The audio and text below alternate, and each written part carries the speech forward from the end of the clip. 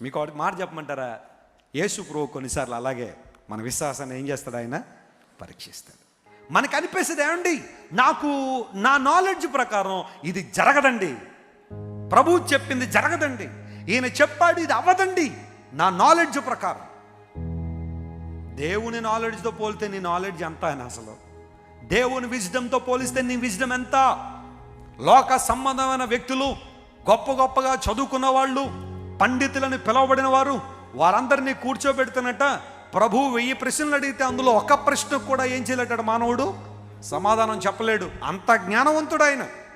కొన్నిసార్లు మన జ్ఞానాన్ని అడ్డు పెట్టుకుని దేవుని కార్యాలను దూరం చేసుకుంటూ ఉంటాం. దేవుడు ఎప్పుడు కూడా మన జ్ఞానానికి మించి పని చేస్తాడు. నమ్మిన వారు గట్టిగా చప్పట్లు కొట్టి దేవుని మహిమపరచండి. దేవుడు కొన్నిసార్లు నీ ఊహలకు, సామర్థ్యానికి, నీ యొక్క ఆలోచనలకు మించి దేవుడు పని చేస్తూ ఉంటాడు. దాన్నే స్పిరిచువల్ రోల్ అంటారు, ఆధ్యాత్మిక వాతావరణం అంటారు దాన్ని. కొన్నిసార్లు అనిపిస్తూ ఉంటుంది, నా బతుకు మారడం కష్టమండి. మారిన వాళ్ళు లేరా?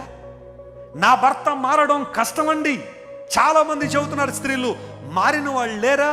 దేవుడు మార్చలేదా?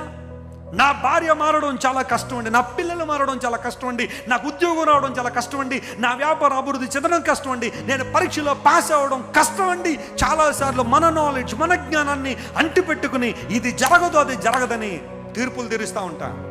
అయితే బైబిల్ సెలవిస్తూ ఉంది, విశ్వాసము ద్వారా సమస్తము సాధ్యమే. Everything is possible by faith.